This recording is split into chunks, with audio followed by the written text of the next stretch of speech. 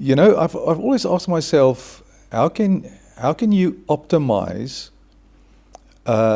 your performance in a sport, in a sport like motorsport, where the paradigm exists that people, or the person with the fastest car and the best technology wins.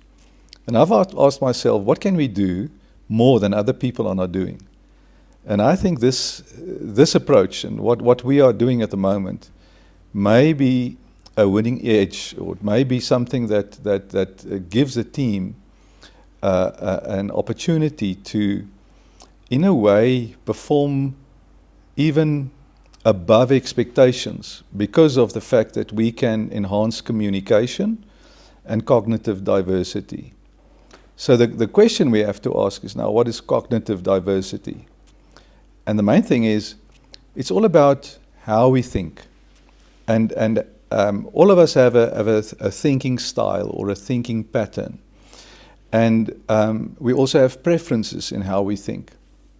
So in other words, some people are more structured, others are more analytical.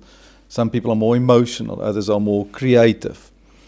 Now, if I can understand how my navigator thinks, and the navigator understands the thinking processes that the driver uses, if that understanding is there, it's like 1 + 1 is 3, because now we create a dynamic that's beyond just communication. It's more than communication. It's an awareness that you create in that space where they actually perform. What the HBDI does, it presents the brain as a metaphor of 4 quadrants, and each quadrant has a different color.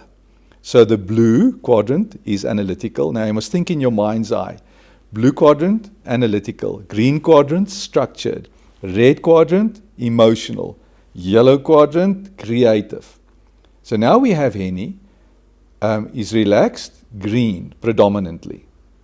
So we're just going to focus now on his dominant quadrant. So green means structured, organized, letter of the law, no changes, doesn't like to change. And now he gets into the car and he goes into a stress mode, and now things change, and his whole behavior his whole demeanor will change, because now he starts to challenge. He will challenge the rules. He will see opportunities. Now, he may even put the car under tremendous pressure, because he's now there. He's not here and now anymore. I said to him the other day, what is so interesting, what happens to him is when you look at a sprinter, let's say it's a hurdler, and why is it that the hurdler trips over the first hurdle? Because the hurdler is already at the end. The athlete is already there, and it's exactly what happens to Hennie as well. So in his mind, he's there because he's so competitive, and now we have to, as we call it, tap him back and say, listen, slower. And this is now the role of Adrian. Now that Hennie understands also what happens to him under stress, Adrian has to manage that as well and understand where his partner is. And Hennie must understand where Adrian is. And we're going to discuss Adrian just now. So what we see is Hennie's dominance shifts from being organized, conservative, to being creative and challenging. And that's where he operates then most of the time when they're in the car and when they're competing. So first of all, you have to start with the individual. Now in this case, it's all about self-awareness. So first of all, we have to understand Hennie's thinking style. What is his unique? Well, unique to a certain extent, but thinking a preference. So does he start his thinking when he's relaxed in a more structured way, or is he more analytical, whatever? So in other words, that self-awareness to understand my thinking style precedes EQ. So the moment I create this awareness, I become mindful of how I think and how my thinking influences other people and my relationships with other people. So in a way, we cast the light on the individual in his unique way of thinking. Now the same with Adrian. So first of all, we had to understand the unique thinking styles of the individuals, in this case, Hennie and Adrian. But we also have to look at the technical team. So I've also analyzed Chart's thinking style, and also the other individuals that are going to support him also in the whenever they work together. But let's first just focus on what happens inside the vehicle. And the thinking style that Hennie presents is very, very interesting. When he is relaxed, he is very structured and organized. But now this profile that we use and the assessment that we use, known as the HBDI, the Herman Brain Dominance Instrument, it's a validated instrument. This also measures the changes that happens in the individual when the individual is under stress. So what happens is that Hennie moves from being structured and organized when he is relaxed to being more creative and challenging when he is under pressure. So you get an individual, the moment that he gets into the car and the pressure is on, he just wants to race. It's foot in the hook, go for it. And now that we understand that, we can manage that. In the case now of Adrian, Adrian is a super blue quadrant thinker, very analytical. He becomes like an Einstein when he's under pressure. He goes off the chart blue. So he analyzes and he wants to problem solve, which is great because he looks at the plan and he understands and interprets exactly what must happen while they drive. So he has to anticipate what's going to happen, look at the detail, but now knowing where Hennie is under pressure, he knows that he must give context to Hennie all the time. So, and being then yellow, Hennie responds well with hand signs. So now he communicates with his hands to say, sharp corner or, whatever it might be. They have their own little language that they've developed. But this is what makes it so interesting. So what we create now is cognitive prowess between the two participants to optimize that understanding so that the one can communicate to the other one, knowing where that individual is, and also then speaking in colors as they compete to say, okay, I'm going more blue now, or I'm going more yellow now, or don't be so yellow, go green, Hennie. We find, tab back, don't go so fast, whatever it might be. And this is where why this model that we use with the 4 different colors is so practical, because now Adrian can say to Hennie, go yellow, Hennie, don't go yellow, go more green. And Hennie can say, Adrian, get out of the deep blue. I need more yellow, whatever it might be. So it's all about that understanding of each other, but using a different language to optimize it. And this is what makes it so exciting. The problem is, if I don't understand my thinking preference, I don't know where to grow to, because I will default always thinking in the same way. But now when I see my thinking pattern or my thinking style, now I can start to manage it, to say, listen, I've got to be more blue, I've got to be more yellow, because I know where to stretch to. And now those neurons can create new pathways, because I now say to myself, hey, I have to work harder on math. I have to focus on problem solving because I see my blue is low. It's a growth opportunity. It's not a matter of, I'm now labeled and now I've got to sit there because I've got no green or I've got no red.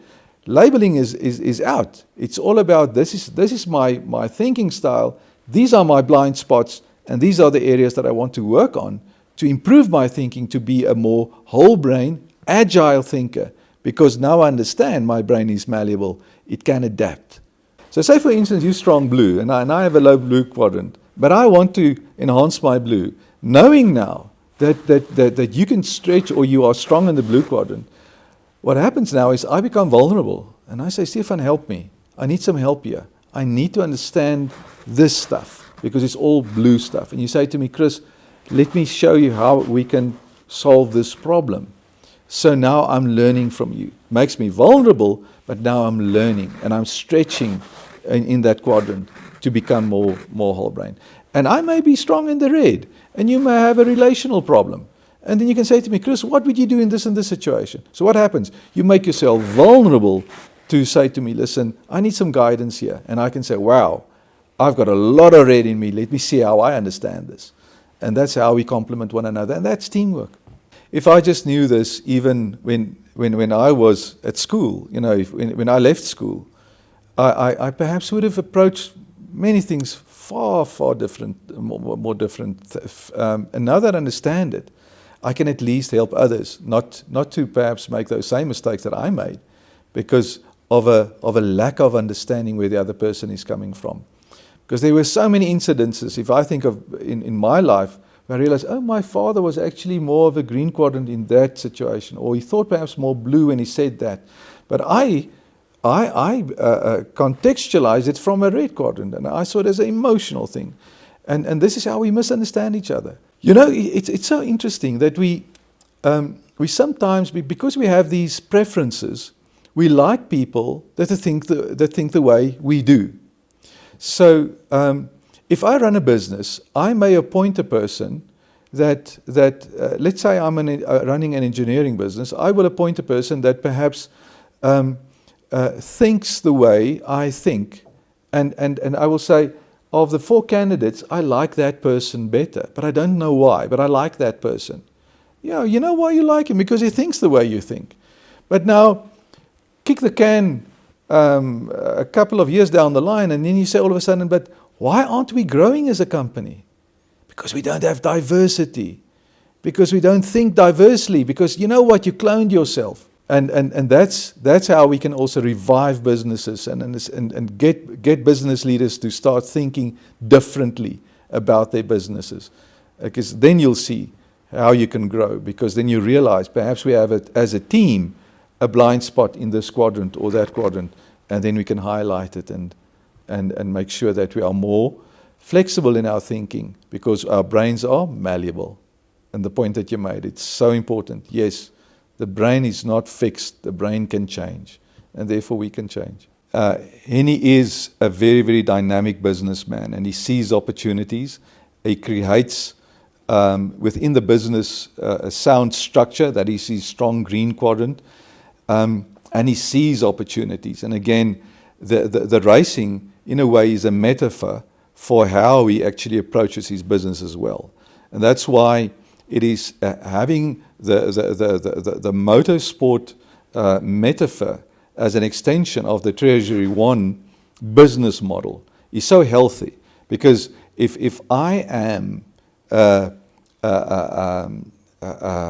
client of Treasury One, and I know the leader is a guy that challenges, and he pushes the boundaries, and he's determined and goal-oriented, then that also, I know that spills over into the business.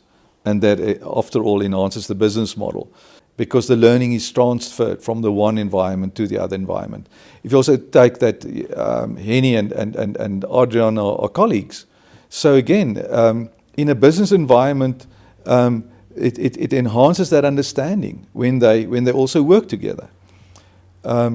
So a very, very interesting business model, and a business that we see within Treasury One. So they are becoming a whole brain business, because working with money and margins that are measured and has to be exact, it's all left brain, kind of a left brain world. But in the process, we may start cloning ourselves. We need more yellow, or we need more red. And that's how we now create that awareness as we also race. And prepare ourselves for Dakar. We're also preparing a company to be the best possible company it can be, and it's a whole brain company. To have employees that understand how to change their mindset and their thinking to accommodate the client, to always make sure that I serve the client, because my thinking may influence your understanding of what I'm trying to get across. If we look at their preparation for Dakar 2023, it's not about winning races now. This is preparation for the big event. I don't want them to peak too fast. We are now gradually preparing them and the other team members to be ready for the big day, for the Olympic Games. That's what we're heading to. We are so we do want to at least have a podium finish, but we're not going to try and beat everybody around us because we are running our own race. And this is what's so important to any sports person. You cannot, you dare not allow other people to intimidate you that you start running their race and what they want and what the press wants. And I think this is very, very difficult in motorsport specifically. You know, if you look at the Dakar, you could see, and Hennie alluded to the other day, the one guy overtook the other guy the moment that he saw the helicopter. Because it's a moment to show the world. You know, I'm now on the world, podium here. People are watching me, and I'm going to pass this vehicle, and not thinking at that point in time what the conditions are, because I'm already there. Because I'm so obsessed now by getting past this guy, and then the red quadrant kicks in, and it's the ego stuff, and then I mess up an opportunity. In Adrian's case again, his preparation starts long before the race. The moment that he gets the route chart and all the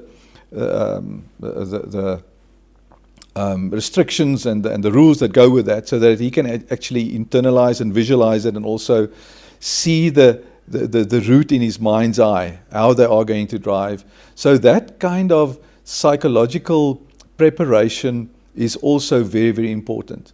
But this just takes it a step further. And again, I want to reiterate that if we want to enhance EQ, the emotional quotient, it starts with my own thinking style. So it starts first with self-awareness. And self-awareness opens the door to be able to also, now that I understand myself, now only am I ready to understand you. But don't ask me to understand you if I don't understand myself. And this is why it's so important that we start at the right point. And it's with the individual and his or her own unique thinking style, which is so profound. The depth of the relationship that's being that's developing between Hennie and Adrian. It's amazing to see how they understand one another, and how they can communicate without even looking at each other. It's just that awareness is there all the time, and this takes relationship to another level. And again, now we are really adding value to life. So if that is good, if they plan well, and if they communicate well and they train hard, they will be rewarded. But again, the reward is a byproduct of good teamwork, of strong values, of having fun, because that's why we do it. The interesting thing is, when there's been pain, you really have the person's attention. And you can... reflecting on the good stuff, in other words, there are different ways in which you can frame the question. You can either have a solution-focused approach or a problem-focused approach.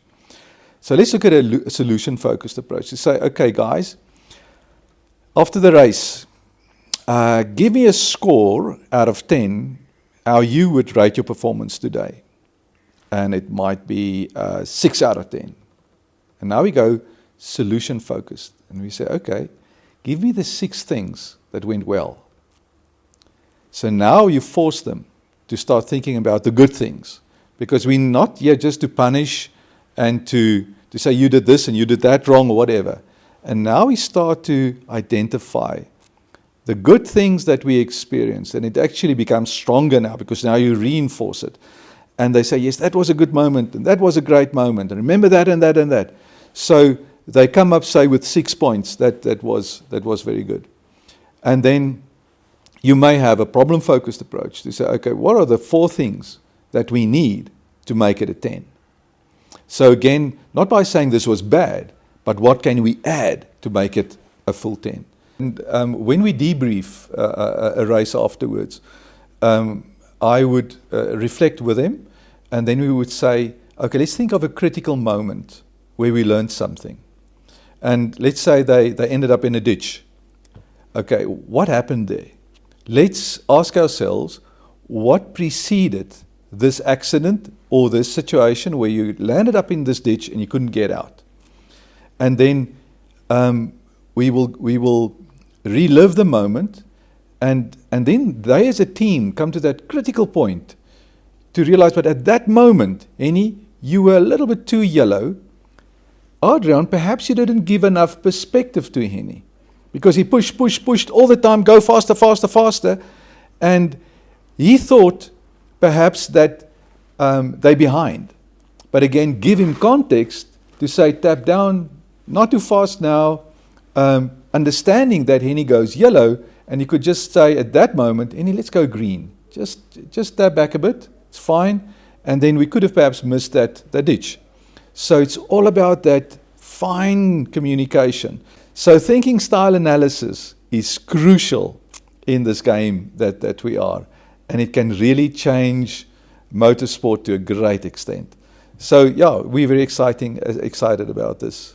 In a way, what we are doing at the moment with the Treasury One team, I think is the first for motorsport in the world.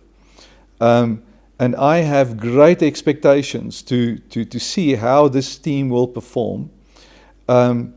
If we can maintain this high level of cognitive communication between the two of them.